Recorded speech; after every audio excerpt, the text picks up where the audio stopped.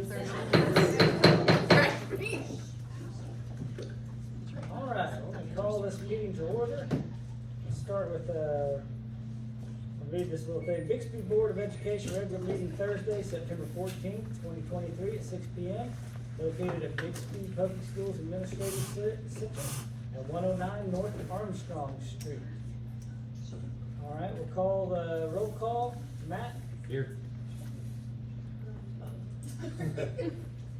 Amanda? Here. Julie? Here.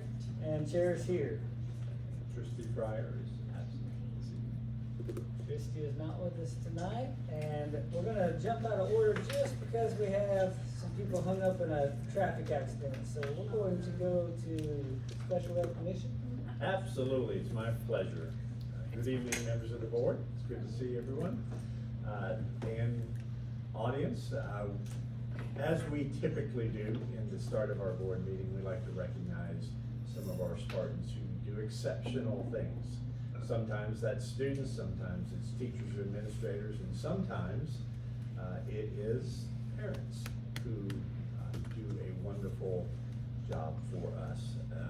Our PTOs are phenomenal across the district, and we have so many parents who donate their time, their energies to supporting the students, supporting the teachers at each of those schools. And just recently, I've known Rachel for quite some time, and Leslie, I haven't met you before, but I know you're also very active at East Elementary.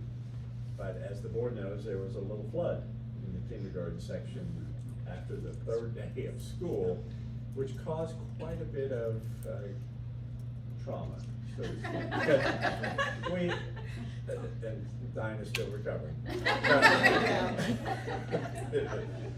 But when you think about, you've got these 5 and 6-year-olds who just started school, and after the third day say, oh, by the way, we're going to another classroom because your classroom got water in it, and we're gonna be out of here for a little while. It's very disruptive, not only to the teachers, but also to the students. But what happened as a result of that is these 2 ladies in particular stepped up, and not only were there every day, the kids had to be moved to other classrooms and helping them get to classes, but then organizing a group of parents to come in over the weekend to move furniture back once everything was dried up, just going above and beyond. And we can't appreciate it enough, all the things you do. And that's just the tip of the iceberg, because I know every time I go to East Elementary, I see Rachel. To be there. That's true. And we've joked about, you wanna just start getting a paycheck? Or we I love volunteering. It makes my heart warm. I offer. I think she does like the flexibility associated I do. with volunteering, so being able to go back and forth. But Dinah, did you want to share some other stuff? And then we have a Spartan Spirit Award, because truly your efforts embody what's great about being a Spartan and the community support that we have. You guys, thank you. Come on. Yep, you're gonna have to stand up anyway. I was gonna say, you're gonna have to do it anyway, so come on up here. I cannot express the gratitude that I have for these 2, for She these, can be boss. for these women, because they actually, have been, this is our second year together, as my board, and they have really been amazing and have the same vision of connection and community. So for that, I thank you, and then I also thank you guys for always, I text them all the time, hey, what do you think about this? Would you be willing to wear this costume? And they're always like, sure, we'll do it. So thank you so much. Our teachers love everything that you do, and our family is much more connected because of your involvement. Thank you. Fantastic. So we do have a certificate for both of you, and it basically says Bixby Public Schools Spartan Spirit Award in recognition of your incredible initiative, selfless attitude, and positive spirit. Your actions demonstrate well the Spartan motto of learn well and live with honor. We appreciate you so much. So, Mr. President, if you'll join me, we'll give them the certificates, and our official photographer will get a picture. Yes. Right? As official as it gets. Yes.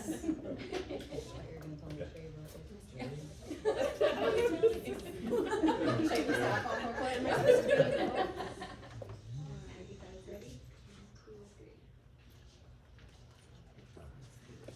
Thank you guys. Thank you. Thank you girls for everything. Seriously, it was a lot. She sure that's just They're big. Okay, we're gonna go back and get our Pledge of Allegiance and Oklahoma flag salute, led by West Elementary students Channing Lewis and Reagan Inbody. fantastic. Hi, girls. We say hi. Hi. You ready to go? All right. You want to tell us to stand up? Remember? You're going to do great. To- Okay. I pledge Allegiance to the flag of the United States of America and to the republic for which it stands, one nation, under God, indivisible, with liberty and justice for all. Then we have the Oklahoma flag over here. What do we do with that one? The flag of the state of Oklahoma, its symbols of peace unite all people. Well done.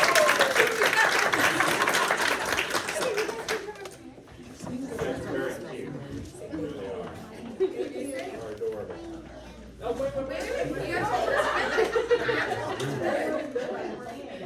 So, who brought you? Where are they? There they are. Nice to cheer you. These are popular shirts. They were made. And Reagan, how about you? Who brought you? Okay. And who else do you recognize here?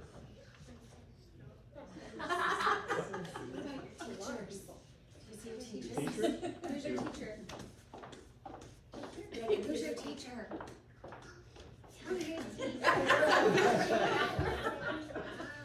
Okay, 1, 2, 3. Who's your sister? And who's your assistant principal that's here? With Miss McNamara and Tim? Yeah, good job. I don't think I've ever seen Channing shine.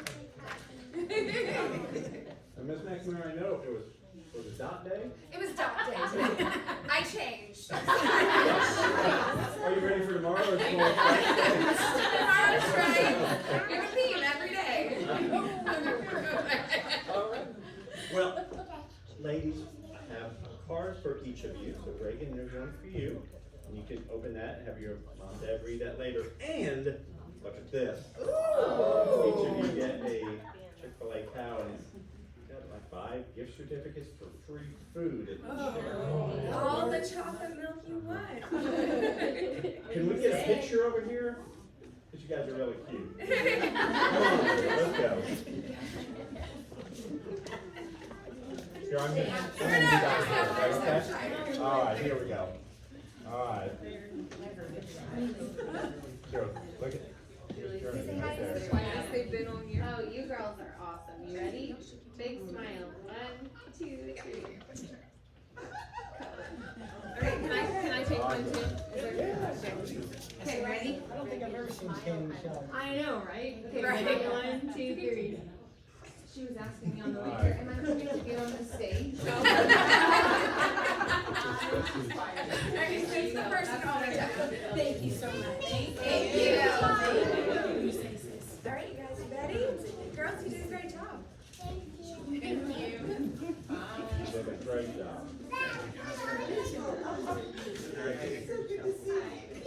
Great way to start the meeting. Fantastic.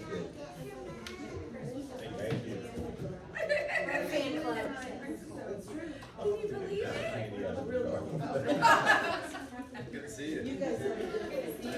Hi, Jamie. How are you? Good. How are you? Hey, I heard you're president. Do what? Optimist president. Pray for me. Thank you. All right, we'll go to 2.2, Superintendent's Report, Rob Miller. All Well, I don't know if this will be good news or bad news to the board, but I don't have any slides today because essentially we've just locked into school and there are lots of things going on. So if I were to go side by side with, the color runs and bingo night at East this week, and we've got a lot of stuff going on, certainly with our sports and all of that. The highlights though, most recently, I guess today in the Tulsa World, and we learned yesterday that we had 8 national merit semifinalists. So we will invite those young men and women here next month to recognize them formally, which is the most that I can remember. I think 4 has been the highest number prior to that. So that kind of represents the pretty strong senior class here. Homecoming week, that is coming up pretty quickly here in about 2.5 weeks. If you didn't have these dates on your calendar already, homecoming parade is October 5th. Is that 6 or 6:30? I'm just walking. I think it's 6:30. You'll be right out here. The pep rally, which is always a lot of fun, that Friday at 12:30. If you haven't been to a homecoming pep rally, it's I have 6. 6 o'clock, okay. It's always a lot of fun. That's when they introduce the couples and they do their special little dance out in the middle of the court. Always a lot of fun. Coronation that evening at 6:30 prior to the game versus Enid at 7 o'clock. And everyone loves to be the Bixby Spartans homecoming team. Competitive. And then our next board meeting. Other than that, there's just cruising along. Most of the items that are here that are important for us to discuss tonight are action items, so we're just gonna wait till we get to those. So that is my report for today. 2.3, facilities and operations. All right, Gabe, can you beat that? I can make it quicker.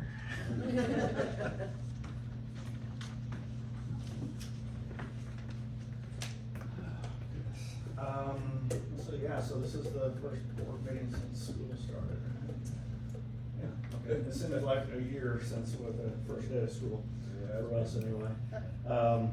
We had a challenging beginning, I think, as a department, of course, getting North ready to go, it came down to the last minute, it seemed like, with getting the flooring done.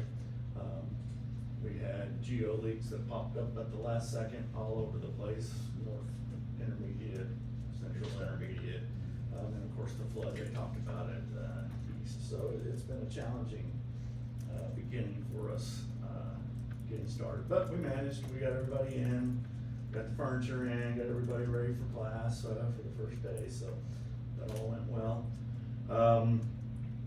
And during that process, we had 891 work tickets turned in from the district to our department. And in that time, our guys have managed to complete 833 of them. It's about a 3-day turnaround. So, everybody through the department's been working really hard, keeping up with those things. And it's just been kind of a blur, but it seems like now things are starting to settle out a little bit, and we can kind of get back on track and start making some of those more fun improvements that we want to do instead of just trying to keep up and get school started. So, not a lot to report right now.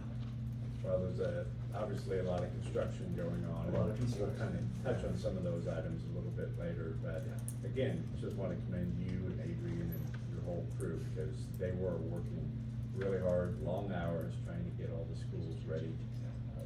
Very challenging time, and we've actually had some internal conversations about how we can proactively address those issues, because everybody reports back at the same time.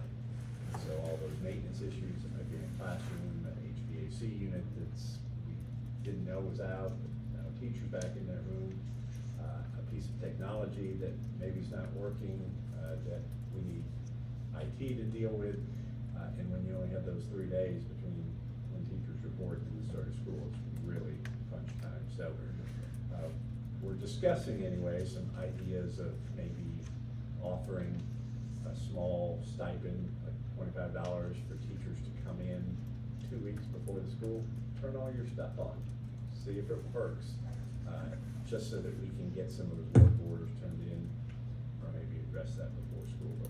Maybe a little head start with that. So we're working on that, because I think it would, because technology was overwhelmed too. Yes. Trying to meet that needs, but you guys both responded very well. So, thank you, and then Gabe, soon after that, got sick. Yes. For a few days too, so yeah, it's been a rough start. Yeah, but that's all right, glad you're feeling better. Thank you. Thank you. Thank you. 3, comments from the public? 4, general consent agenda. Discussion and possible board action to approve consent agenda items 1 through 20. These items may be approved by one board motion unless any board member desires to have a separate vote on any and all issues. I make a motion, we approve items 4.1 through 4.20. Second. All right, board members, just a couple items on here that are of note. 4.5 is required by state law. It's the part of the open transfer rule that every 3 months we need to have the board approve the capacity limits for open transfers. We are not recommending any changes to those. Our growth is significant enough, so 4.5 simply keeps the existing capacity limits in place, which is 20 per classroom, pre-K through 6, and grades 7 to 12, 500 students. Obviously, we can exceed those capacity limits at the elementary level, but that's with our students. But as long as we don't fall under that 20, then we're not open for transfers. 4.7 is sounds a little unusual for consultative services with Dr. Gary Duhan. He has been working with us for the past couple of years. He and his team from OSU on the OTIS, the tiered interventions, and helping get us set up. So this is actually pro bono work that he's doing with one of our principals on some specific students. So he'll do some observations and evaluations to help guide the team in meeting the needs of this particular student. And so we greatly appreciate him doing that, but this is just the agreement that allows him to come in as an outsider, assist with that process. 4.11 is exciting. Our band is going to be going to the Bands of America Super Regionals in Indianapolis this year, and competing against some of the best bands in the country. So hopefully they will do very well on that. Other than that, most of the items are relatively standard. Happy to answer any questions you may have. Any questions? Call for a vote. Matt? Aye. Amanda? Aye. Julie? Aye. Chair votes aye. 5.0, finance. 5.1, discussion and possible board action regarding an estimate of need prepared by Jenkins and Kemper for the 2023-2024 fiscal year. Okay, this is the exciting document you all wait for to see.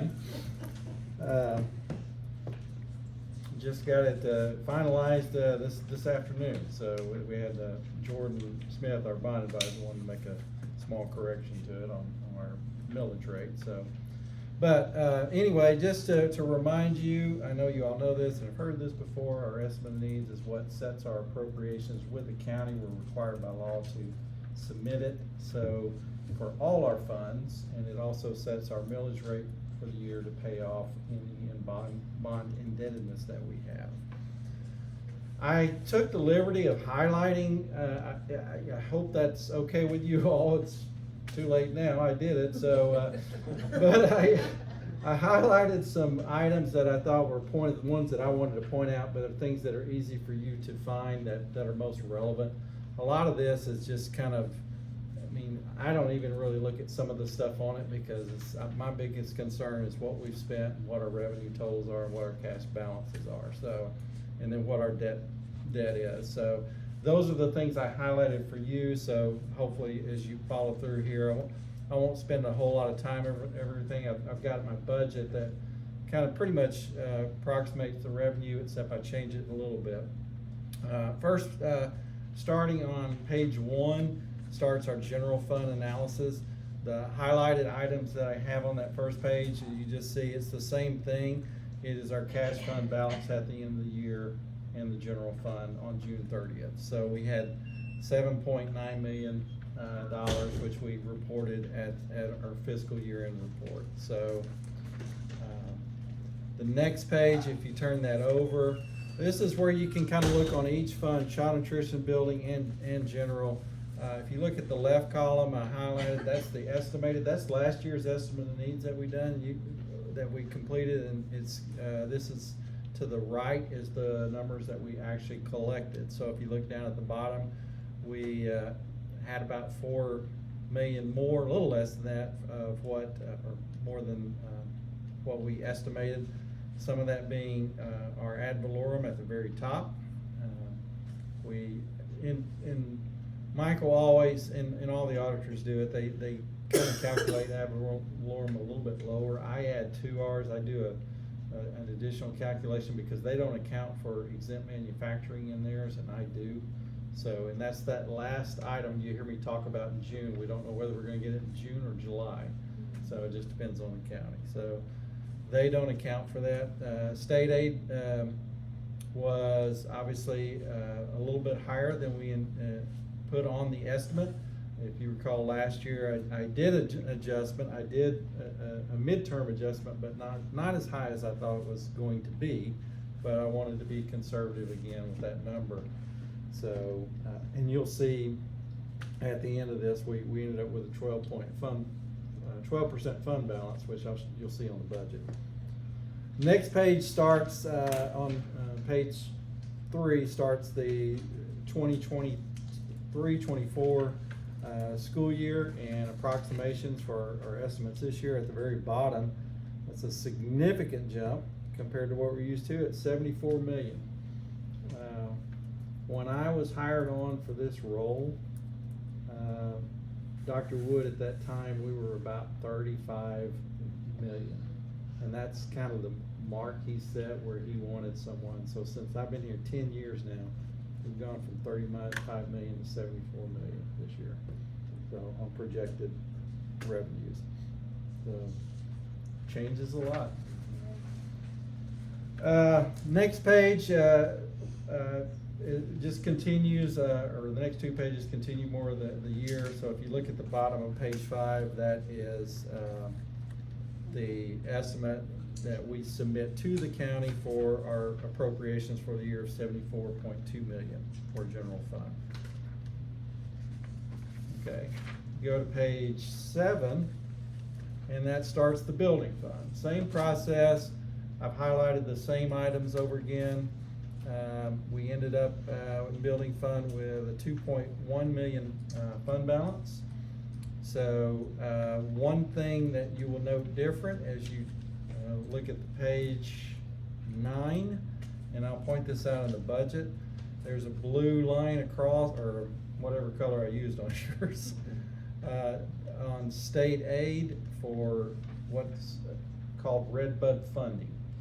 So that is funding that was designed to help districts who weren't getting or didn't have enough ad valorem revenue coming in their building fund to help them construct buildings, repair buildings.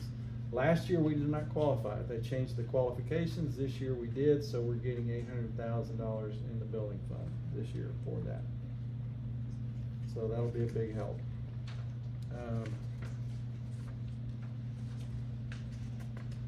Same thing with those. This year we're projecting with that on the building fund roughly about 6.4 million for fund balance, or I mean our appropriations. I'm sorry. Next page. You flip over to. Sorry, I'm trying to work my eyes both ways here on this. On child nutrition on page 13.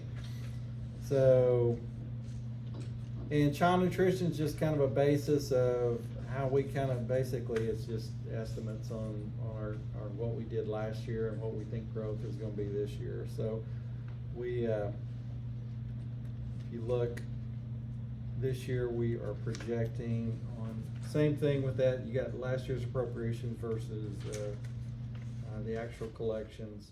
So on page 17, we're appropriating 4.4 million for child nutrition this year.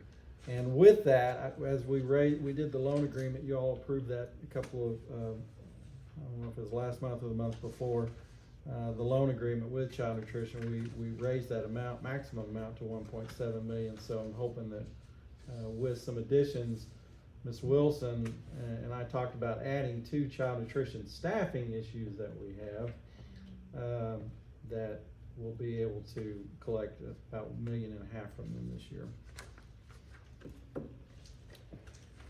Okay. All right. Then we go into the sinking fund. Sinking fund is the money we use to pay back our bonds. If you go to page 19, kind of starts our bond information. Now these pages, when I refer, I've written on there, like on the 2021 bond, I put bond 31 on there. You'll hear me talk about that, the different bond numbers. That's actually what we use in our system when we number them. So this sheet here is our indebtedness, is how much we owe. You'll see another sheet later on, that's gonna be our cash balance, what's left out of that money. So as you can see, our 2021 bond, right there in the middle of the page, we paid it off back in May. So that is done and completed. The next page is 2022 bond. We still owe 21 million, that's a 2-year series. In the middle, you see there's 2.5% interest on that. And the numbers below that deal with the interest that we owe on those bonds. And then of course, the next page is this year's bond that we issued for 4%. And same with that, our interest cost involved with that as well. So that just gives the county the information, and then there's a summary page, and it is on page 23 for all the bonds. We did pay off that obviously that 21 bond this year. So if you look in the middle, total bonds outstanding as of 6/30 was $42 million in debt that we have. So the rest of it is, you get to, let me get to that page.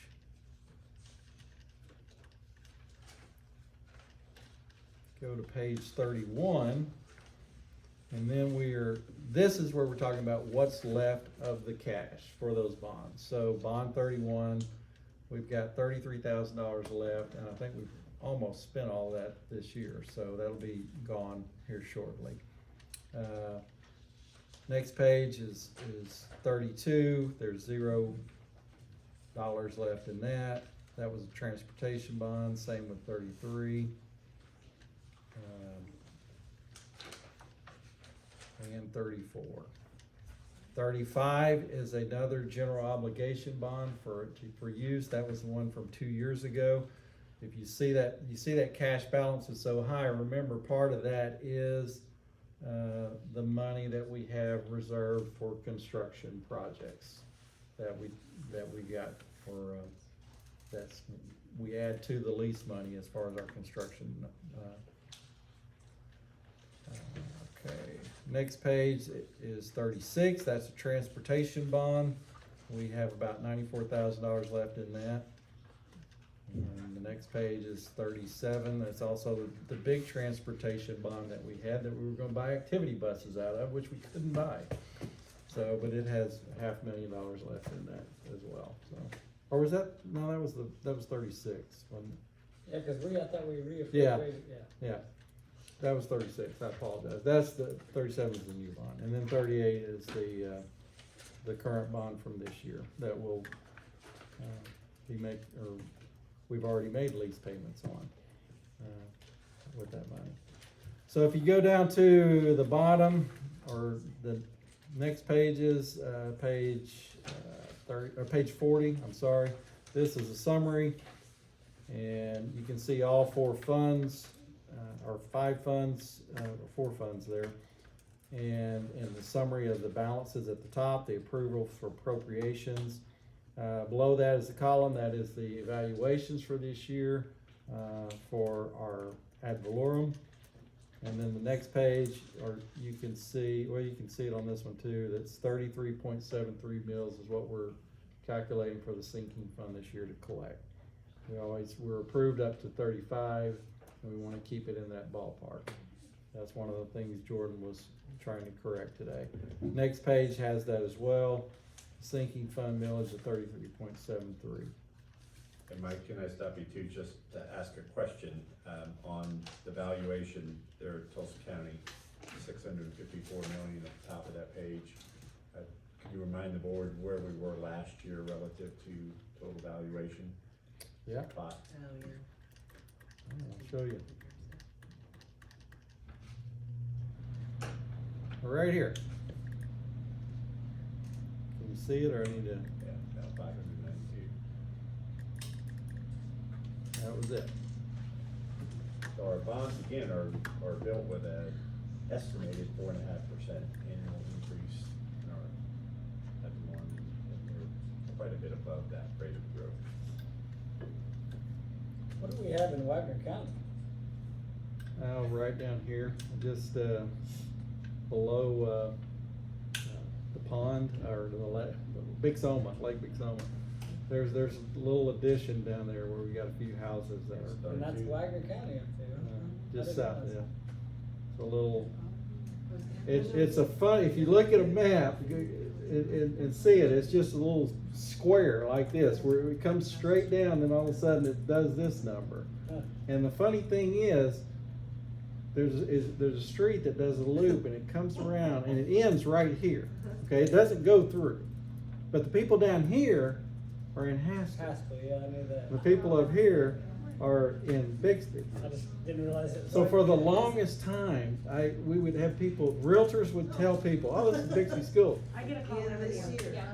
So I used to deal with that all the time, and then people would get mad at us because, well, you need to talk to your realtor. Talking about it.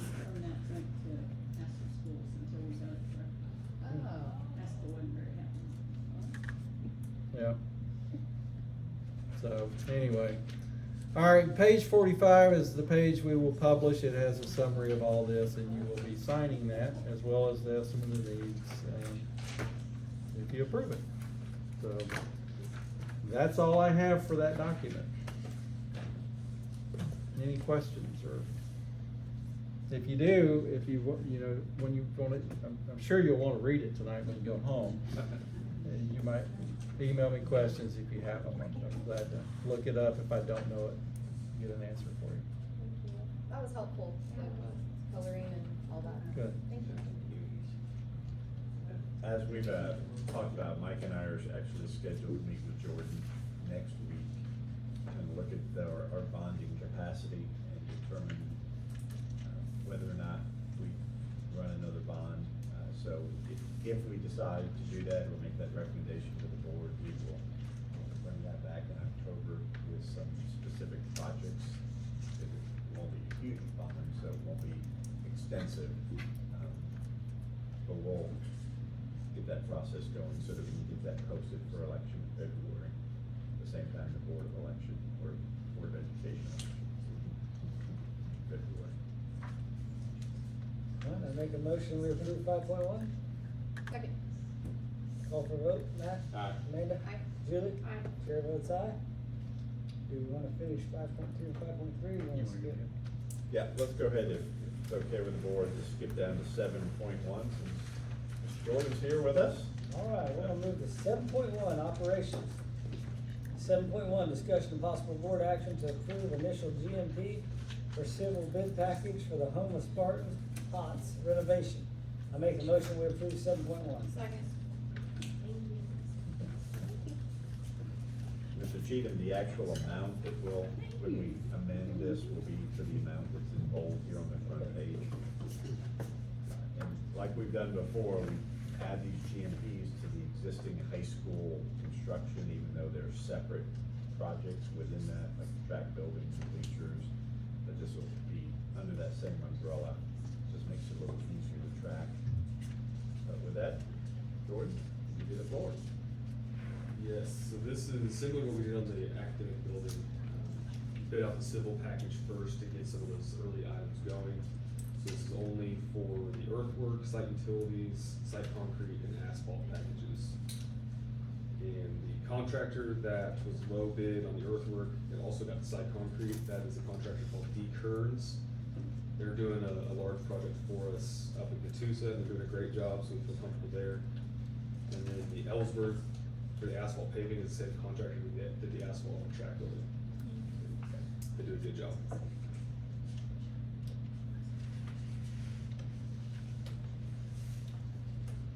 There's a few scope items, we have to relocate a fiber line and then a little bit of landscaping and turf that was not bought out, didn't make sense to do a bid package for that, so we just carried allowance for those items that we'll get quotes for, present to Rob and his team and go from there on those items. Does contractors move fiber, or does that have to be Bixby Telephone Company? So it's private, it's your side, so it'll be probably Lighthouse or somebody that's familiar with your guys' system.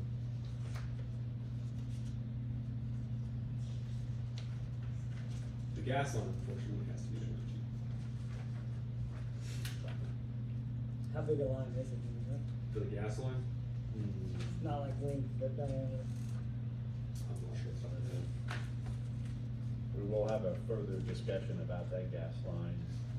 We're waiting for our survey, we've contracted with the survey to map out where the easement needs to be. The board will need to approve an easement for ONG to come in and move that gas line. Right now, it's going under where the new part of the building will be, so we have to do that. But we do have a contract from ONG for that work, but we're waiting on the information on the easement, kind of have you approve both of those. It is probably our biggest area of anxiety right now, because ONG's ONG, and they move at the pace that they want to move. We did have a productive meeting with them just a couple weeks ago, actually, and they understand our urgency in trying to get this started as soon as possible. And I know Jordan, Josh, and your team, you're ready to go as well. Yeah. Just have your dirt work crew hit the line and. Well. Just kidding. That'll be nice. Mr. Beecher said that to Rob yesterday at the State of the Schools. Yeah, that might not build a positive relationship with our, but hopefully if we can get that easement approved quickly, and then they can do their part in expediting, getting that through. It sounds like they're willing to install as soon as the easement gets submitted to the county.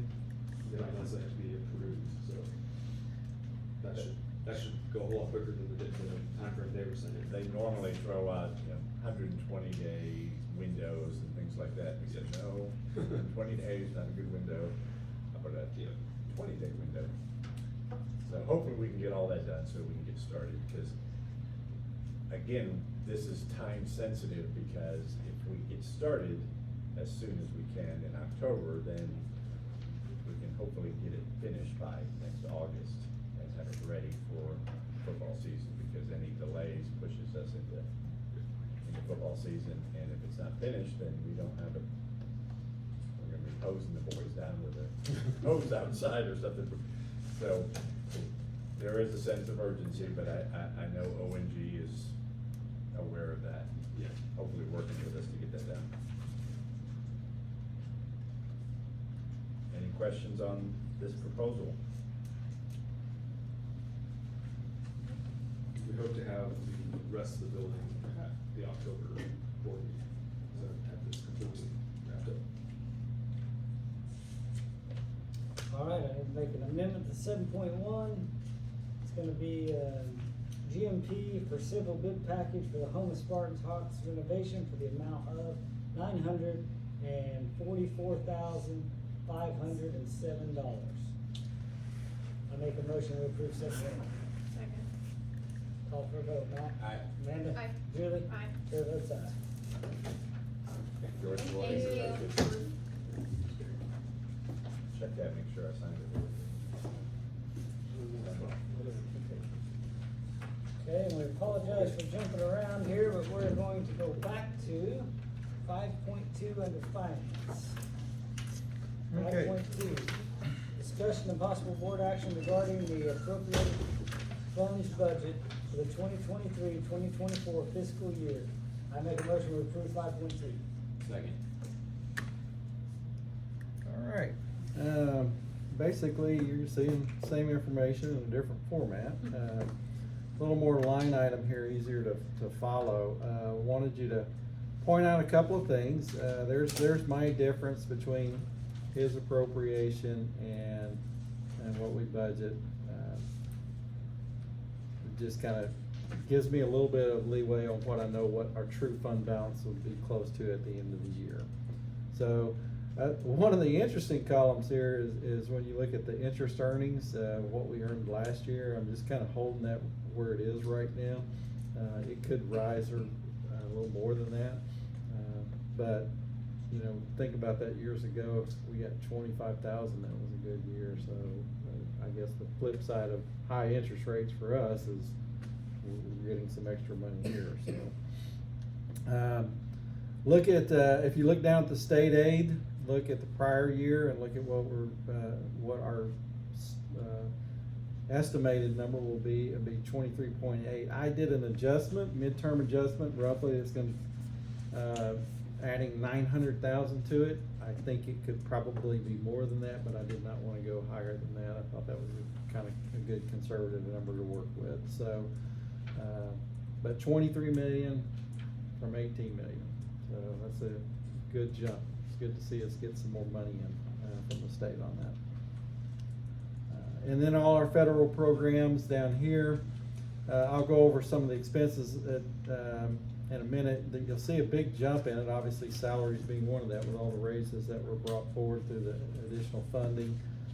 Made some adjustments on non-salary items as well.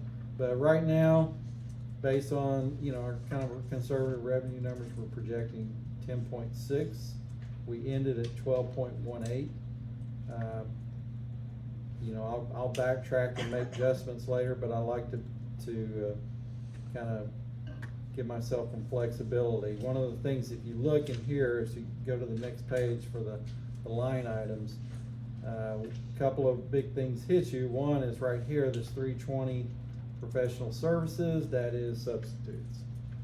So that has gone up quite a bit, and I'm projecting another bump on that of 200,000. So hopefully that won't happen, but we got more teachers, more kids, so you got to fill those gaps. How many subs are we averaging, do we know? On a given day? Yeah, a day, however, whatever's easiest to break down. I don't know, Justin, I need to get you some real numbers, but it's not uncommon. I know it's pretty early in the year too, so it's hard to tell. Another big hit item you'll see as that number was high that you saw on the first page there. There's our insurance up quite a bit. So, and we just got the addition of the West building added to it. That was another $16,000 that we paid in addition to that. So that's not unusual too. That's not that's common across the board, all over the state. I've been finding out. So. Another thing that big hit item was transportation. We had some engine repairs that I actually kept out of general fund last year. That major, and we're talking $30,000 to $50,000 repair items on these buses that I used some bond money to pay for those, so we didn't take such a big impact on it, since we had some of the spare money from not buying activity buses. So, but cost of fuel, I hope I projected that too high, but What'd you base it off of? Do you know? What's your price per gallon you estimate, or do you just? I just kind of look at what we did and kind of do a little calculation on the miles and cost per mile, and then just kind of add a little percentage increase to that to get it on a per mile basis. So, and then I rounded up a little higher than that. So, but those are going to be things we'll have to watch. So as we go down this matches up with what we have on the front page, so we're still, projecting. Our minimum with this kind of revenue, is 5.9 million for 8%. Obviously, we like to be higher than that. Mike? Yes. On the local budgets, athletics went from 4,000 to 135,000? Oh, I'm sorry, I meant to point that out. That's a coding thing that Sherry and I are wanting to do. That's where we're moving, from 000 coding, all our, adjunct coaches. Okay. So that's all that is. They're going from 000 at the very top to that project code. So that's what that is. I apologize, I didn't put a line item on it. Thank you for bringing that up. But no, I didn't give Kate 135,000, so I'm not gonna do I was that. like, Then you should be your thank you note. Right. Yeah, I mean, I know Kate wants that. Now, she might ask for it. It wouldn't surprise me if she did that. We won't let Kate see this number. Yeah, good idea. Hold on, my mouse isn't seeming to be. Okay, I might have to do this with this. Okay, building fund. Here is our line item for the Redbud funding. That is what they have projected us. We don't have any control of that. It's the information they have provided us that we should receive. Now, I can only code certain things to that, so that is limited in what we can spend it on. So what you're going to see here, Mr. Cheatham, if you look down in the expense item here, that scoreboard that we finally have owned, well, there'll be another little item here and down in this part, and that is our lease for the admin building. So our first payment came this year for that money, because it's already been advanced, even though we haven't expended it. It's kind of like our other lease, so it is charging interest, and we made our first payment there. So that'll be where that money comes from in the future until we pay that off with the next big bond series that we do. Child nutrition numbers, line item here. We paid ourselves 1.3, which covered labor and some additional costs. I'm hoping to project out 1.5 million and still have them with a healthy balance. This is the healthiest balances we've had. We've had to be careful with this so that we don't have too much money in there with them. So, and Helen has been able to use it to buy some equipment this year. I've let her go out and buy some new things that she's needed for the kitchen. So. And these are just the site budgets. They're not as, they're already on that other sheet. It's just how we've allocated them this year. Bridge the Gap and all the vocal and the library budgets are on there. And I base that off of my numbers that I've pulled off Power School. So Lydia may have a different number at the moment, I don't know, but that's what I had the other day, what I was pulling off enrollment at 79.98, and that's what we use to do their site budgets. Anyway, that's what we have for our new year. $74 million budget. Who would have thought that? Any questions? Any additional questions? All right, call for a vote. Matt? Aye. Amanda? Aye. Ruben? Aye. Chair votes aye. Thanks, Mike. Thank you, You're welcome. Mike. 5.3, discussion and possible board action to approve a settlement agreement for $14,015.00 with Ultra Group Incorporated. Did I say that right?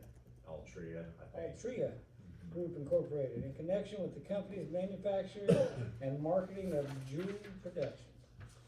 Again, this was our class action lawsuit that we entered a couple years ago. In March of this year, the board approved a settlement with Jewel Labs, the actual manufacturer, for about $46,000. This was a second defendant in that case, in that class action, and they also settled.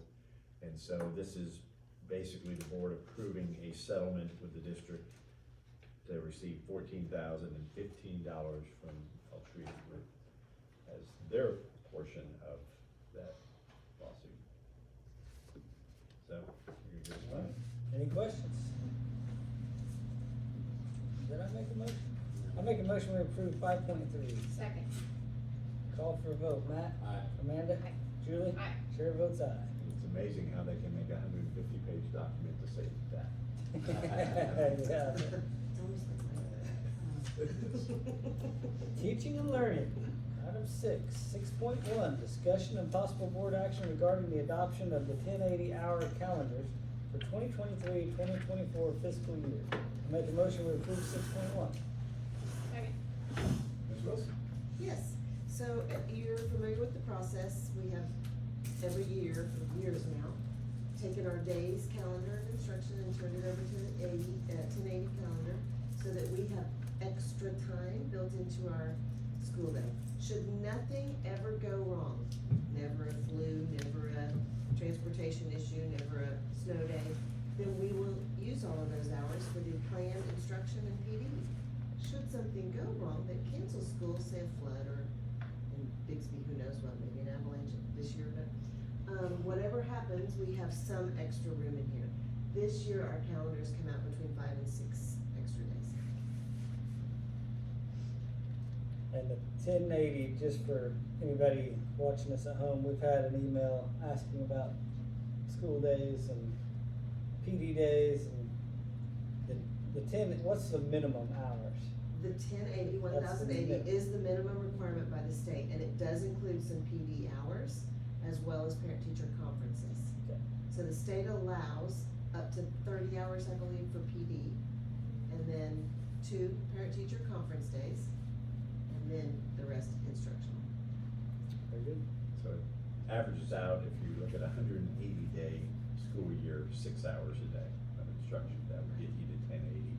Since our school day is longer than that, it's actually more beneficial for us to go with the 1080. It also gives us the flexibility on weather days and that sort of thing to have that. Because if we go with a 180-day calendar and one of those gets canceled, you're making it up. That's just the way it is. Any other questions? Call for a vote. Matt? Aye. Amanda? Aye. Julie? Aye. Chair votes aye. 6.2, discussion and possible board action regarding an application for a 3-year statutory waiver / Deregulation. deregulation for library media services for Bixby Public Schools. I make a motion we approve 6.2. Second. Ms. Wilson again? It's basically, we've done this for a while now, and it started years ago due to budget. Now I would say it's more based on our structure and the lack of available candidates to fill. The state requires X number, a ratio basically, of a full-time media center and or a full-time media center specialist and an aide to X number of students varying from level to level, elementary, middle, secondary. And we simply don't have enough people to hit that number, but we keep our media, we hit everything else. We keep our media centers open, they're available to kids, we don't close them at lunches, all those pieces. And then with the relatively late resignation of the high school media center, we also have our 9th grade media specialist covering both of those sites, but we did hire an additional aide, so that both can still stay open and she will transfer between the two. Now, is this something where we keep the job application out there, or do we take that? We can keep the posting out there, but I don't know that it does us any good at this point. At some point, people stop looking at those, so we'll probably re-post it. But just because we do a 3-year, it doesn't mean if we have No, a qualified candidate. Correct, we would never, the 3-year waiver is not to avoid hitting the standard. The Okay. 3-year waiver is in case we can't. We'll still hit that if we can. And we have done some additional at East and West. For example, we've hired full-time assistants in those libraries because they serve both elementary and intermediate, and they really need the second person there. But in other Yes. campuses where we don't, go ahead. Well, no, you're exactly right. They do need 2 people there, but those are two different sites according to the state by site code, but it's one media center according to geography. And so it works to have two people, but it doesn't have to be two media specialists. And so that would be a waiver or dereg kind of thing. An example. Any other questions? Call for a vote. Aye. Amanda? Aye. Julie? Aye. Chair votes aye. 6.3, discussion and possible board action to modify the 2023-2024 Bixby Public Schools academic calendar by adding one distance learning date to the first semester. I make a motion, we approve 6.3. Second. Discussion. Okay, and again, after the board has a discussion here, we'll ask you to select one day that we can use. And the rationale for adding a distance learning day in the first semester is really to prepare us for a potential weather disruption to school or any other disruption to school that might be longer than 1 or 2 days. We know that we can have those weather events if you see a blizzard coming, and it hits us. Last year we had 4 days, and it was even difficult on that one Friday that we came back because it wasn't projected to get above freezing until later in the day. So that was a difficult call to make. But the other factor is that we've got well over 100 teachers who were not here, not working with Bixby schools the last time we had a distance learning day. And so this will give us the opportunity to go through our procedures for issuing Chromebooks to those students who need them, helping our teachers work through Google Classroom and all the apps that go with conducting classes online. Our high school, middle school are probably better prepared for that. And so October 18th was the day that we were already going to have distance learning at the 9th through 12th grade because we're doing the pre-ACT testing for sophomores. So if that day were selected by the board, what would happen is the sophomores would still come to school.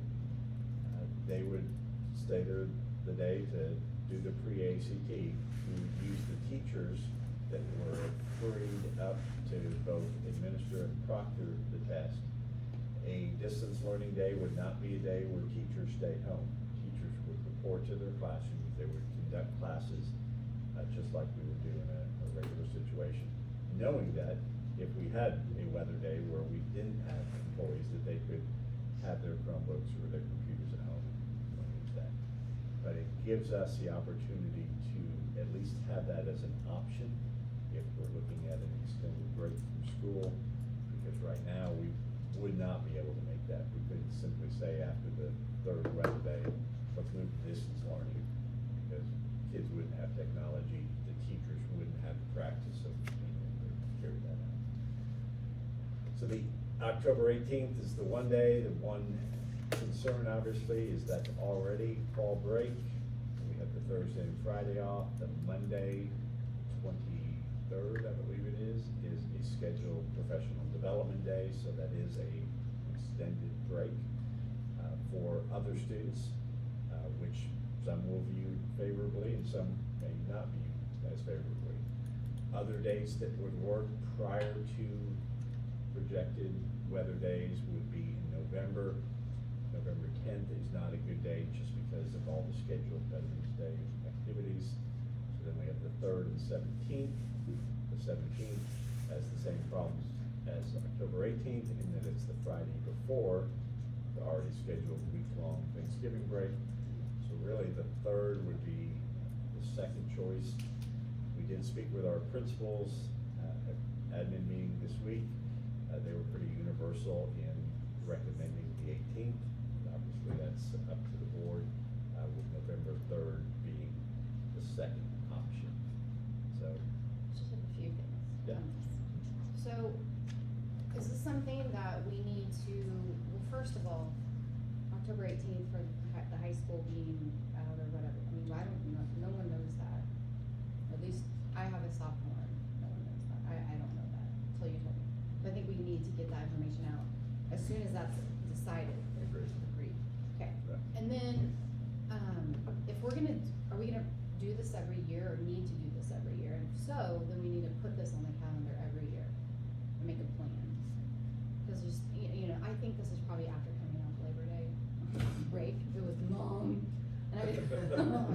And so then just to, have another 5-day span again, but then I look at November and I mean, that's a long time for the Thanksgiving Day break. And, and then I always, I remember hearing remember when we used to do in November Thanksgiving, we would take off Wednesday, Thursday, Friday, I believe. And, teachers would be like, well, Mondays and Tuesday, you don't really get a lot. So now we're talking about October and doing Monday, Tuesday, Wednesday. And I don't know how much, and maybe you do get instruction. I'm not a teacher, I don't know. But those are just the things that kind of, I just, as a parent, want to know this as soon as possible. Absolutely, those are legitimate concerns, and we will definitely follow up and make sure that we get that notification out tomorrow about whatever, even if the decision was not to do this, certainly the high school parents need to know about the 18th. I do think that it being on the 18th, maybe that does make it, one, easier for parents that already have a high schooler having to do it and do the distance learning. But I also heard, that Fridays for parents are sometimes easier. So I'm just very conflicted.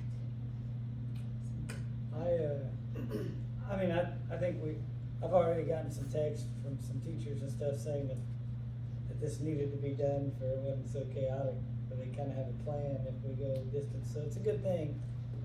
My only concern is, I think attaching it to a break already is a great idea. I'm just concerned that October that's only 4 weeks from now. I don't know if that gives our parents enough time. Maybe we should look into November, just to have them enough time to be able to plan for childcare, that type of stuff. I know the Thanksgiving break's long, but everybody's already expecting Thanksgiving break to be long. I don't know. I take it quick, just my coworkers, and it gave them all the dates, and they all preferred the 18th. They thought it made more sense which since month? of October, since the high school was already going to be out, they thought it made more sense to just do it that. I think it's gonna be the people who don't have high schoolers that Right. aren't gonna be happy. Yeah. I did a quick poll too of people, and they picked, either the 17th or the 18th of October or November, like attaching it to a longer break. I think attachment's a great idea, I just don't know if October puts some of our younger parents in a bind being that soon or not, childcare. I don't know. That's a valid point. Then, crazy weather could happen by November 17th. Could, yeah. Yeah, so that's another issue. Usually doesn't, but it could. Well, and if it were to happen, adjacent to the Thanksgiving break, we're off anyway, so it would, certainly that first week of December, because I think we all remember some ice storms and things that have come in at that time. What were the teachers? What did the teachers have it? You said was that like a poll or just kind of some fillers that we put out, or That was just, we just checked with principals, and I know principals talked with teachers about it. what was the teacher's thought? According to the principals, the 18th of October. October. But I do think there's Lacey back. Yeah. So is that a yes Well, vote for you, or? Yes, we talked about it in our BA meeting, but the thing is once it gets out, we've gotta learn as teachers, cause we're the ones that are distributing computers, Yeah. not the librarians, so that's why we need to go through this, so we can see how this works. And that way, if we mess something up, we can fix it before it really happens, so, we were in total agreement when we discussed it at the October. beginning of this month, yeah. Well, you know your parents probably better than any of us. What do you think about that much time frame for childcare? I think if we get it out this week, by tomorrow, or if we can, or by Monday, we've still got a couple weeks in September. So, we've got the 18th, 25th, so that should get us, and then the first full week in October, that's 3 weeks. I feel that should be enough time for parents to have, to get what they need taken care of with their child. That's just my personal. I just feel like go forward if we can make sure that, if we need to do this every year, let's make it sure it's on. I think in the it's- calendar. Yeah, it's absolutely a great point, because Broken Arrow, for an example, has monthly distance learning days. They build one in, I think it's the last Friday of every month. Yeah, it's a Friday, I know that. And I don't think we need to do I that. know. I think Jeeps was still doing it. Yeah, too. yeah. They are still, most of the larger districts, just to have that flexibility and being able to pivot to distance learning. Not because of pandemic, and we wanna be clear that this is not in preparation for any pandemic distance learning days and anything like that, but it really is a useful tool in the event that you have an extended break due to weather, so that we're not having to add days in May that pushes us past Memorial Day or into June. And I can tell you, we have our both internal and external communications ready to go. We were just waiting for the board to approve the date tonight and get that decided. But Cheryl and I worked with Cody's team on getting everything ready for teachers as far as those procedures Julie mentioned, and then also the letter to families explaining why we're doing this, who's on campus, who's not on campus. I mean, we're ready to press copy paste. We just needed to finalize the date. So that won't be a lag at all. Once we choose the date, we're good to get it out as soon as possible. I'm glad you brought that up, Jess, because there are other students, in addition to sophomores, those students that are in our, what's called concepts and essentials classes. Some of our students with more severe special needs will be able to come to school, so we'll still provide. Which is true even on a DL day. It's not a practice DL, it's because if it's weather and it's unsafe, we would not have anyone come in, of course.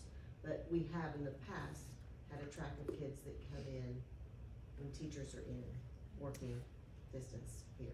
So the sophomore teachers, will this like affect them though, since they're gonna be there, or will they, like, how does that, will there be teachers with the sophomores that are there that are not getting to participate in the distance learning day? Yeah, so I met with Curtis, I don't remember what day this week, he and I talked, and I say that because we also talked about the freshmen and teachers. So we do a couple of things. We have to cover the pre-ACT with teachers and with proctors. But we do that as just what we have to have, and the rest will then go ahead and participate in distance learning. Secondarily, if a teacher's participating in the pre-ACT, then we have an alternative teacher that provides the support that satisfies our distance learning guide, so that students still have that support. We would have that whether or not, though, this is implemented for the rest of the district. So it's just a practice that we have. Kim O'Brien is a great example. She's a librarian. She almost always has an open Google Meet during distance learning days when we do testing, so that kids can jump on and say, look, I'm having trouble with, and she assists them. So we continue with that support in their education, because we do know that there will be teachers that are occupied with testing. And I think Cheryl and Cody's team also worked with them to make sure that the teachers who are tied up with that still have their own office hours outside of that for students to connect with them, because it doesn't take the whole day. So I think they were helping them build that into their schedule too. So if Miss O'Brien couldn't help them and they had to have that teacher, that's built So you might into. get math assistants outside of when you typically attend math. It may just be a different time during the day. And then those teachers would just front load their Canvas courses with whatever assessment. And because it would be planned, they would be able to prepare them the day before for whatever assignments were going to be due the next day. So you don't feel like those teachers will feel like they've gotten shorted on the training for distance learning? I don't think so. And the students that are there, the sophomores, I mean, I don't know if this is up to the individual teacher, but do they just not have work that day? They have makeup work, like, how does The work that? is the pre-ACT. Okay. And to be clear, like, that is a school day, right? Like, Yes. like my fourth graders will be sitting in front of Yes. the computer. It is a school. That's my only other thought, is like typically Fridays are easier for families to take off, you know, instead of the middle of the week, because the parent has to stay home with the littles. So, I mean, that's my only I heard that too. hesitancy, is Fridays are typically, and before holidays especially, I mean, both are long, you know, I mean. When we first see it, did you guys receive the emails about the days, PD days? Okay. Did you receive? So I got I think 2 emails this last week wondering why we take off so many days, and that's why I asked about the minimum hours. And they went into great detail about how it strains their family with little ones, and so I wanna make sure that we're hashing this out good enough that we're thinking about everybody, but I don't know what the answer is. That's a good point, because I think we learned that even from the DL days during COVID, is that Fridays tended, a lot of businesses have gone to 4-day weeks and things like that, and so It's Fridays. just a little more supportive at least of parents who need to take off. Right. So the 3rd and the 17th of November possibilities, if there are families that are, maybe the 17th of November fits better, because it's a Friday and tied to a break. The 18th being high school, I think most parents are feel comfortable having their high school students at home, without daycare or supervision. Whereas if we add everybody, then, a parent's gonna have to be at home, we're gonna have to arrange daycare. So. So hard. Why is this wrong? I don't Can think I there's a add right one more answer thought? either way. And you may have already considered this, but if we do a November day, then the high school will have 2 distance learning days. They'll have, Right, that's they're the only definitely having the 18th, but then they'll also have a DL day in But November. Here's the thing I'm just speculating again, but I remember being a teacher, is the day before those long breaks are typically, some sort of summative assessment, some sort of project day, because very few teachers do new instruction on the day before break. I know in kindergarten, you're doing new instruction on that. What's that? Well, Everything's new to them. No, but I think Julie that, was actually kindergartners. looking at um, conferences, yeah, Yeah. What are those? in The November, 8th and 15th, that's a lot. to do a DL So day. just to Yeah. consider, I'm sorry, I don't mean to speak out. We want to hear that. We wanna Yeah, hear. they're asking. What we don't know, we don't know. I So- know, so- that, So I mean, for a good teacher, point. that means not only parent-teacher Teacher conference, conferences but then with full days trying of school, but then a DL day to prep get for it. distance So- learning, passing everything out, would the getting. 3rd be a better compromise then? It gives parents a little bit more time, it's a Friday. As a parent, as a parent, I would think the 3rd makes more sense, because when you do it right before fall break, your kids are already out. It's a temptation to go, oh, well, let's just take the whole week. And then the 17th before Thanksgiving, we're with our kids for 5 days, we don't want that extra. I mean, I love my children, but Love your honesty. but I feel like the 3rd too, it's not tied to a break, so I feel like your attendance would also be better.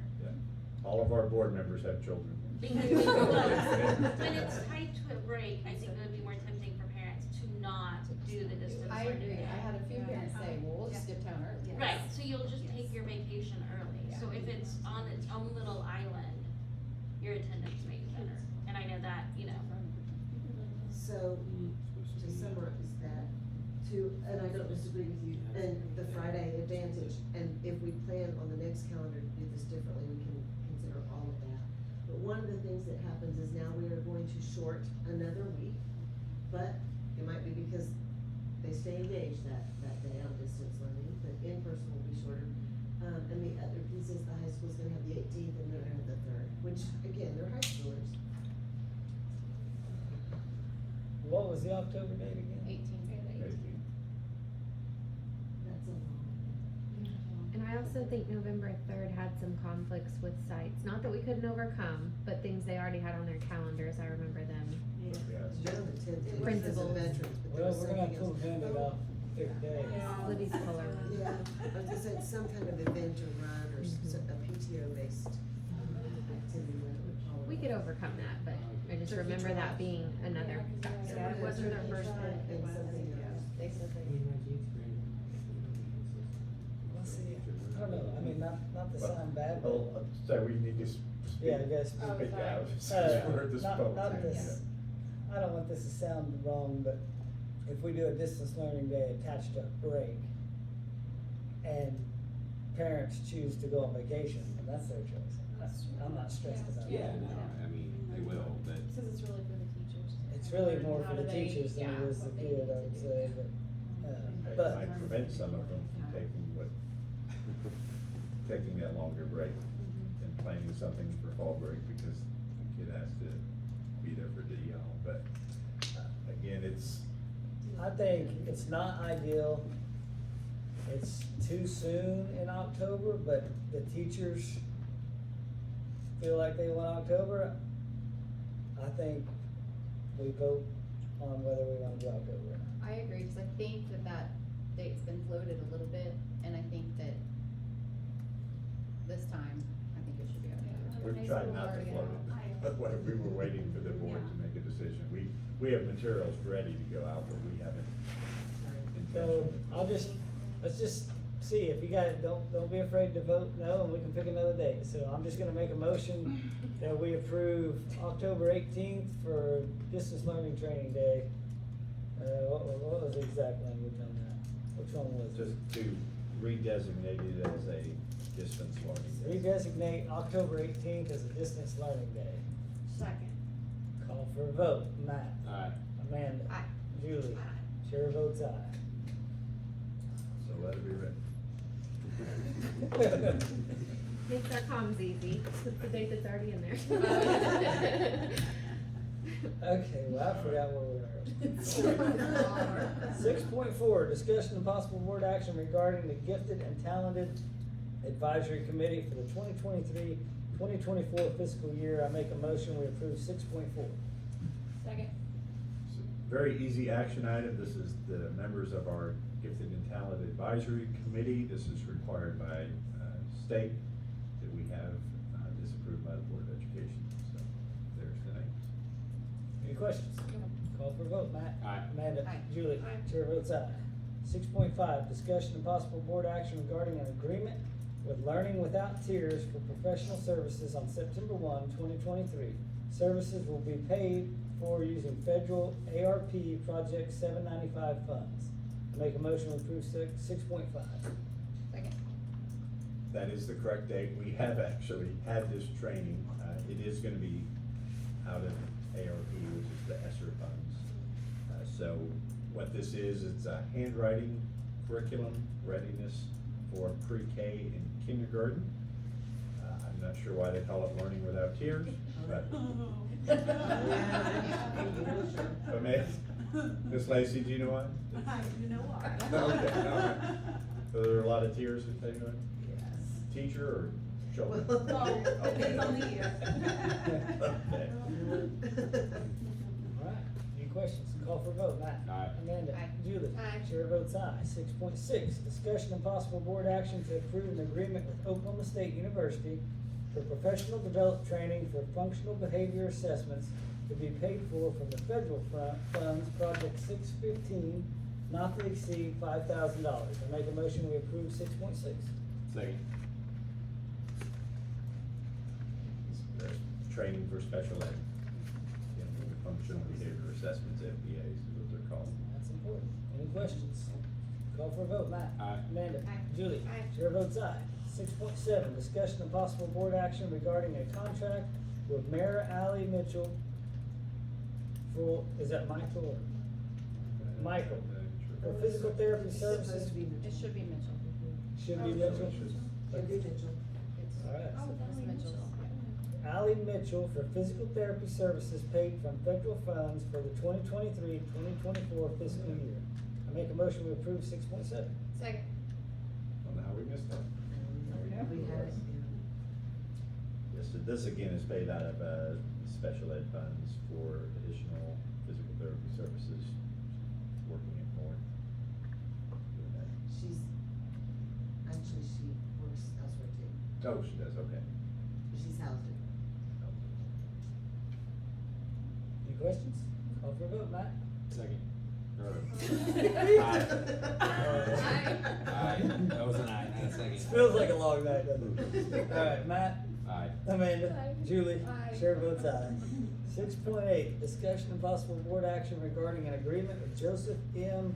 Sanfilippo LLC for professional development at a cost of $12,500 to be paid from Title II Funds 541. I make a motion to approve 6.8. Second.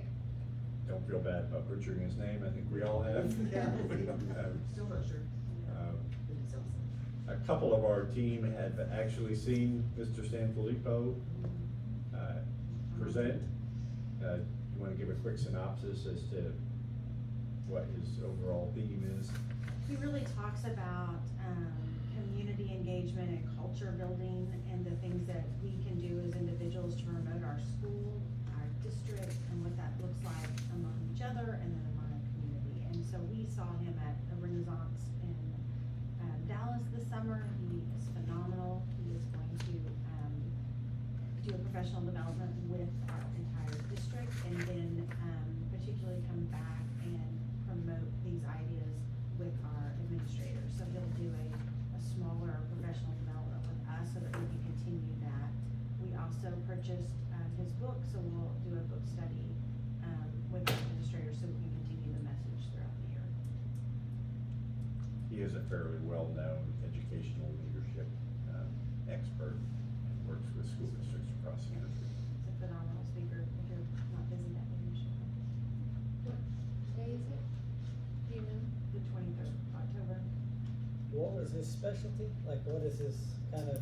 You see the title of his book's Hacking Leadership and Lead from Where You Are. So he talks about effective leadership at the school level, building community engagement, building culture, those sorts of things. Gotcha. Any other questions? Call for a vote. Matt? Aye. Amanda? Aye. Julie? Aye. Chair votes aye. 6.9, discussion and possible board action regarding a contract with Connect and Restore for 2023-2024 fiscal year to be paid from federal funds 621. I make a motion we approve 6.9. Second. I don't have Connect and a, Restore is an agency that we've used for our trauma response groups and our trauma training for teachers. They're consult for teachers. They do parent evenings and they do direct service with students. And they've been really helping us learn how to help kids learn to regulate themselves. So it's critically important, just is, and we're going to continue those services. I was gonna say, we've had them for a while. We have. Okay. Any questions? Call for a vote. Matt? Aye. Amanda? Aye. Julie? Aye. Chair votes aye. 6.10, discussion and possible board action regarding counseling contract with Corey Neely, MA, LMFT for the 2023-2024 fiscal year to be paid from federal funds 621, not to exceed $12,000. I make a motion we approve 6.10. Second. And Corey is actually she's both a community member and one of the therapists at Connect and Restore. And she has done an additional level of services for us, so we want to continue and eventually expand those. Any questions? Call for a vote. Matt? Aye. Amanda? Aye. Julie? Aye. Chair votes aye. 6.11, discussion and possible board action to approve changes to board policy 3105, material selection policy. I make a motion we approve 6.11. Second. it's perfectly appropriate to sigh. Yeah. Yeah. Jamie's going for a record. You have seen I don't know if it you before. all have seen this policy. Well, in light of the new State Department rules that were published for media libraries, we have made some changes. In particular, we were concerned that our policy didn't fully address classroom libraries, which are separate and distinct from school libraries, but we also want to make sure that our classroom teachers have some guideposts in line so that we have the ability to limit and kind of guide our classroom teachers in what's appropriate for them to have in classroom libraries as well. So we wanted to add some language, and if you want to go just through the red areas, Jamie. Yeah, absolutely. So at the beginning, we just added this statement about really what we're looking for when we're talking about classroom and books in the library. Wide range of materials enhancing the curriculum should be provided at varied difficulty levels. I think this really speaks to more of the classroom library and what that instructional piece and supporting that. So we added that statement. We changed just a technical thing. Tanya is the Director of Curriculum and Resources, and so we changed her title in here, Tanya Morgan, and she will help with any review. Then if you get under types of materials and resources for purchase, that red area.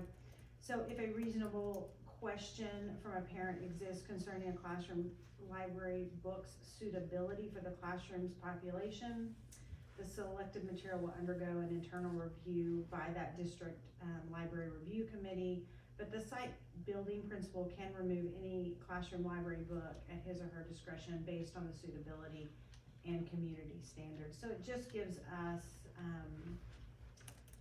just some leeway to be able to review. We are also working, Cheryl and I and Tanya, on a rubric to give the teachers more guidelines as they start looking at what's in their classroom libraries.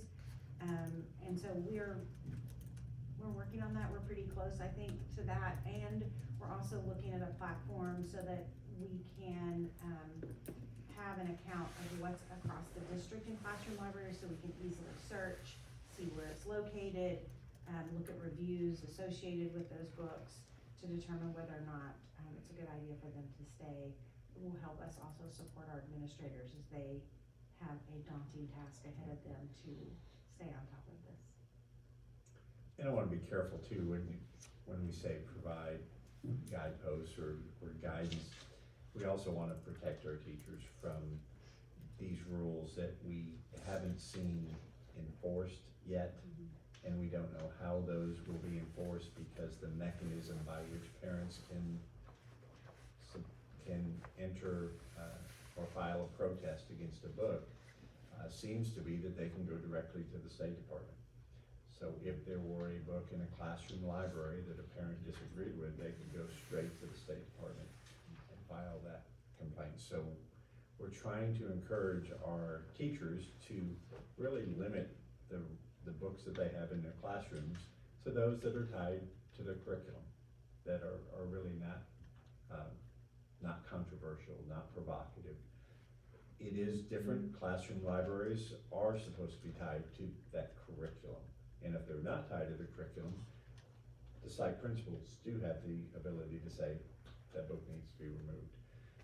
School libraries are covered by First Amendment and censorship, and there's Supreme Court precedent about school libraries that limit even what a Board of Education can do in simply going in and pulling books that you don't like or that I don't like or anyone else doesn't like. If that book's already there, there has to be an established process to review that book and the committees that we've gone through. With classroom libraries, it's not the same. So if we get a question on a particular book, the principal and that committee can review it, or the principal can simply say, no, let's take that book out. It's not appropriate. So a lot of this is just trying to make sure that we have the policies that mirror what's in those new rules and protects our teachers and administrators from potential issues. Any other questions? Call for a vote. Matt? Aye. Amanda? Aye. Julie? Aye. Chair votes aye. 6.12, discussion and possible board action to approve a new activity fund account for the high school fine arts department. I make a motion to approve 6.12. Second. For many years, we've had a high school band activity fund, and now that Mr. Parker is our district fine arts director, wanted to set this up to kind of separate those funds so that we can support fine arts throughout the district through this additional activity account. I guess it's just for high school, isn't it? Any questions? Call for a vote. Matt? Aye. Amanda? Aye. Julie? Aye. Chair votes aye. 7.2, discussion and possible board action to approve the purchase of 5 open gate concealed weapon detection systems for $89,460.10 using Oklahoma Security Grant Funding, Project 376. I make a motion to approve 7.2. Second. All right, since our last board meeting, everyone's aware of what happened at a couple football games in the past few weeks, the tragic death of a student at the Choctaw Del City game. And one of the things that we have looked at that we didn't have funding for before is increased surveillance, weapon detection systems.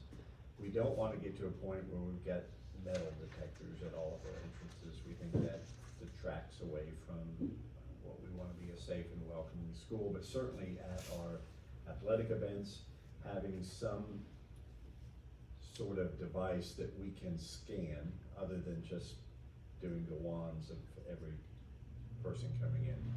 So these open gates are highly recommended. There are several districts, quite a few actually, that are using these already at football games and basketball games. If you can open the other document that I've got there, well, actually, it's the link. It's in that, right there. And if you scroll down, it's about a 1.5-minute video, but that's what they look like. But if you can show that video right up there, Mike.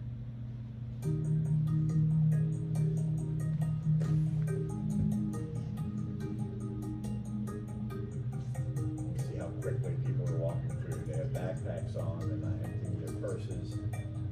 Set the sensitivity of those devices just to look for weapons. Or you can make it more sensitive if you really want it to be.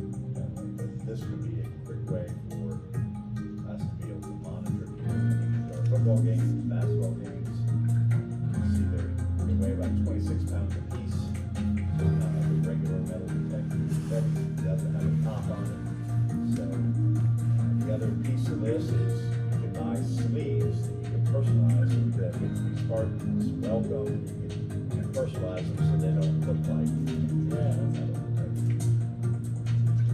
Can we afford the sleeves with this kind of price? Sleeves are only about $1,000.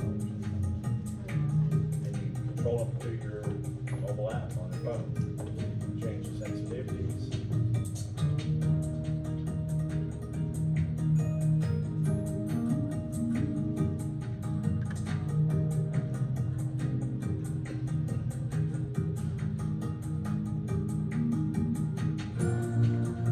Okay, that's good, Mike.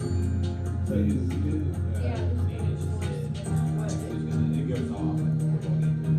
Right, so probably our SROs or our security group would have that. So if it goes off, what their training shows you to do is just like TSA, just kind of move that person over, join me over here, and then they'll do a line and see if there was anything that they had. But again, it's meant to do it almost seamlessly, where people are walking in, they're not even aware that they're walking through a metal detector. We've asked for 5. That would cover not just football games, but it would also give us the ability to house these at our high school, 9th grade, and middle school. So that if we had somebody called in the morning and said somebody's bringing a gun to school or somebody, we can quickly deploy these at the entrances to those schools and have kids just walk through. And just one more layer of protection.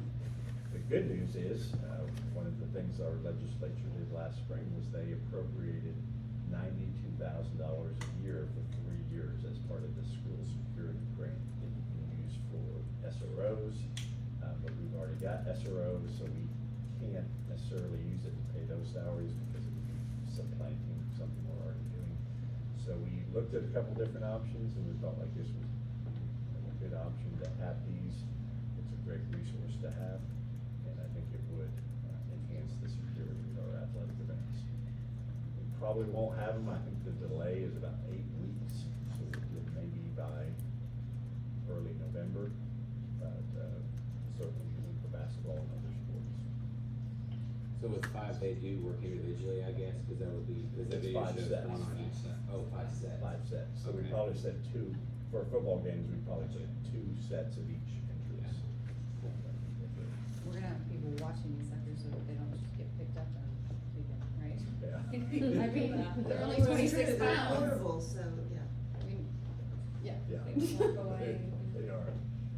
Right, and they're battery powered, so you're not having to deal, run cords or anything else, you just charge them up.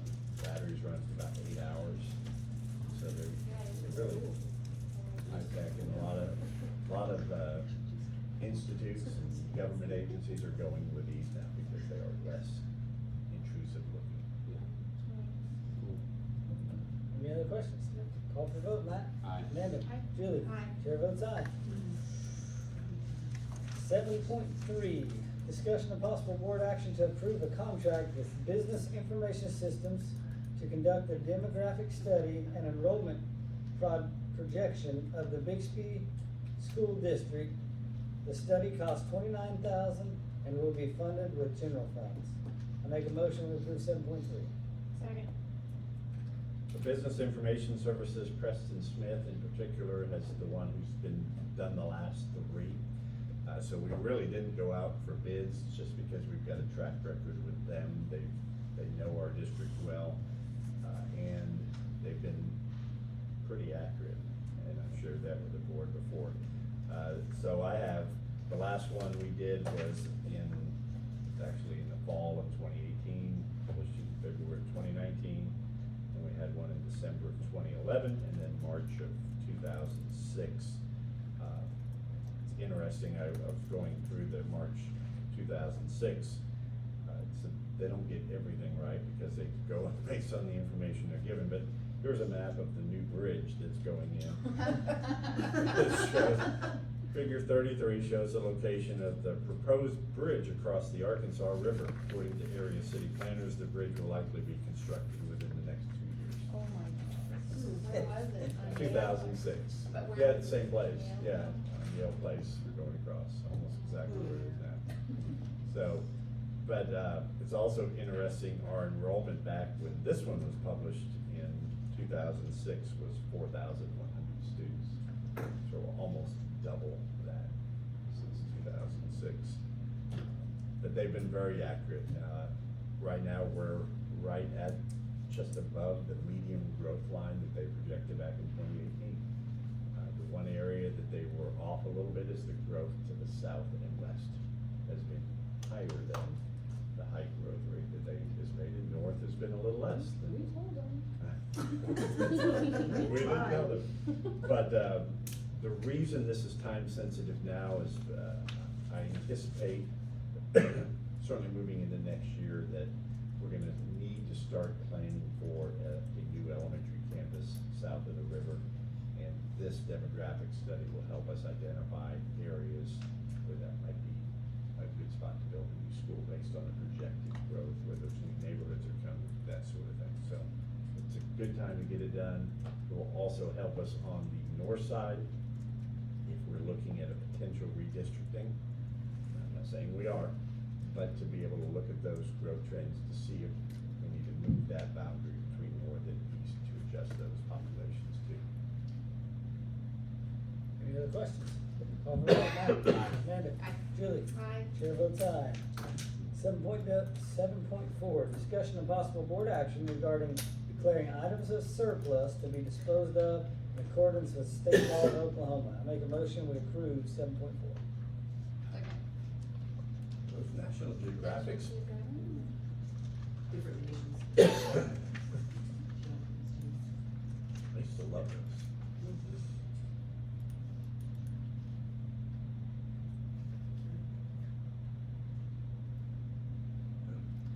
Any questions? Call for a vote, Matt. Aye. Amanda. Aye. Julie. Aye. Chair votes aye. 8, human resources. 8.1, discussion and possible board action to approve any resignations submitted after the agenda was posted. We have none. And 9, new business. No new business. 10, vote to adjourn. So moved. Second. Call for a vote, Matt. Aye. Amanda. Aye. Julie. Aye. Chair votes aye.